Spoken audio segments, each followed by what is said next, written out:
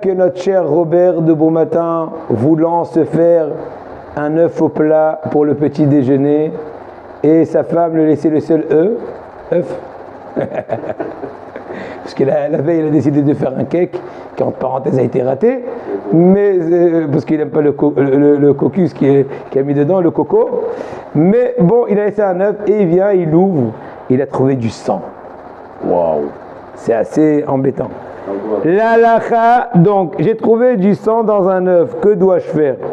La halakha stipule pour les Sfaradim que si le sang a été trouvé dans le jaune, il faut jeter l'œuf, mais s'il a été trouvé dans le blanc, il faut retirer et jeter le sang et le reste est permis. Étant donné que selon la stricte loi, quand le sang qui apparaît et que sur le blanc, ça c'est pas encore une preuve d'un début, on va dire, de transformation de l'œuf vers le poussin. Alors dans ce cas-là, c'est juste marita aïn pour ne pas que ça ait l'air qu'il est en train de consommer un œuf interdit. On lui dit enlève le sang interdit, enlève le sang du blanc de l'œuf et c'est tout. Mais quand c'est dans le jaune, c'est pas juste marita aïn, c'est vraiment une preuve qu'il y a un stratagème de transformation. Maintenant, une seconde.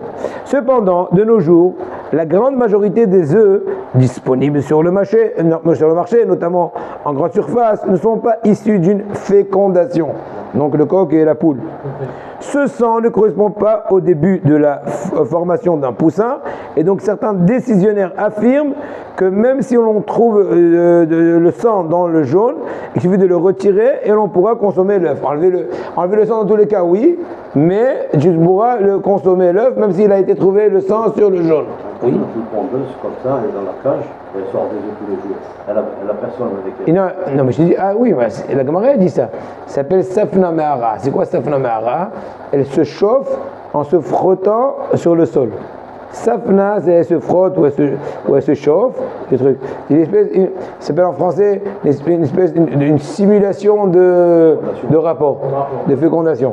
Encore une fois, c'est sûr qu'il y a une différence entre les œufs qui sont nés d'un mâle ou pas. Est-ce qu'ils sont aptes de faire des poussins ou pas? Je ne m'y connais pas, je ne pense pas. Pour pouvoir faire un poussin, il faut que ça soit issu essentiellement donc d'un mâle. Mais là, puisque c'est artificiel, ça dépend aussi. Vous savez très bien qu'ils sont très sensibles les œufs, plutôt les poules, par rapport au changement du jour et de la nuit. Donc dans les industries, il les rend folles aux poules. Ils allument, ils éteignent, allument, éteignent. Donc ça stimule la ponte des œufs. Des fois, elles peuvent pondre 2-3 œufs par jour. Moi, je ne m'y connais pas à fond, mais c'est l'idée. D'autres décisionnaires se montrent plus rigoureux et s'en tiennent à la halakha telle qu'énoncée en début de réponse. Que quoi? Que non, sur le blanc, enlève le rouge, sur le jaune, jette tout. Dans tous les cas, si le sang est sur le jaune, jette tout. Dans tous les cas, si vous achetez des œufs fermiers, vous ne pouvez absolument pas vous appuyer sur l'avis des décisionnaires permissifs, car ceux-ci ne font allusion qu'aux œufs non fécondés. Avançons. Je fais une salade pendant Shabbat avec différents légumes coupés en petits morceaux, mais ma cousine m'a dit que c'est interdit. Je ne comprends pas quel interdit est en jeu. Vous comprenez? Couper, concasser, on va dire la tomate, les concombres et compagnie. Il est interdit de moudre pendant Shabbat, chers amis. En termes halachiques, couper en très petits morceaux peut s'assimiler à moudre, puisque cela correspond au même principe. Ainsi donc, il est permis de couper en petits morceaux que si vous le faites dans les 30 minutes avant la consommation. N'est-ce pas? Dans ce cas-là, c'est bon. Il s'agit... Pourquoi? Parce que de même que borer les haltères, on permettrait. Pourquoi les haltères, on permet? Parce que puisque c'est à l'approche de la consommation, c'est considéré comme une partie de la consommation. C'est une étape de consommation et pas de travail de tri. Ainsi, il dit que quand tu concasses à proximité de la consommation, on va dire une demi-heure par exemple, il s'agit d'un découpage rapide. Comme par exemple, si vous voulez découper votre pomme de terre dans votre assiette avant de la manger, vous ne pouvez pas le faire que juste avant la consommation. Certains préconisent En plus de ne pas couper des morceaux trop petits dans tous les cas. Donc il y en a qui disent qu'il faut bien à proximité de la consommation.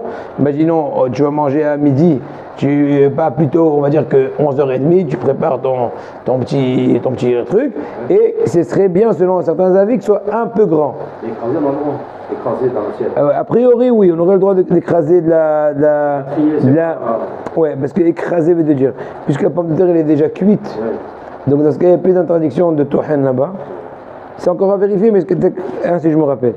Ceci ne concerne pas que les produits de la terre, mais si vous voulez couper, non, encore une fois, ça concerne que les produits de la terre. Donc pourquoi? Parce que puisque tohen, l'interdiction originelle était par rapport à un produit de la terre. C'était quoi tohen à la base dans le Mishkan? C'était quand on prenait les essences qui devaient être utilisées pour créer le fond de couleur, pour pouvoir teindre les différents fils qui vont servir à la tenture, aux habits du Kohen, etc. C'était donc quoi? On moulait? On moulait un végétal. Donc ce n'est interdit que par rapport aux végétaux. Donc, mais si vous voulez couper en petits morceaux du poisson, même 2 heures avant le repas, ce sera permis. Je ne parle pas de trier les arêtes. Je parle juste de le rendre en miettes, de l'émietter. Une petite dernière question. Je vois certaines personnes faire la baracha de boré miné bessamim, d'autres font boré atse bessamim, et d'autres boré isbe bessamim. D'accord? Sur des bonnes odeurs. Pouvez-vous m'expliquer, rabbin, non c'est pas marqué, comment cela fonctionne? Vous avez besoin de quelques connaissances en botanique pour cerner les nuances. J'ai dit qu'il y a pas mal de nuances du mot. Si vous faites la bracha sur une plante comme la menthe, vous ferez isbe. Isbe en hébreu, c'est des c'est de l'herbe. En d'autres mots, des choses herbes. Donc c'est le cas de la menthe et compagnie.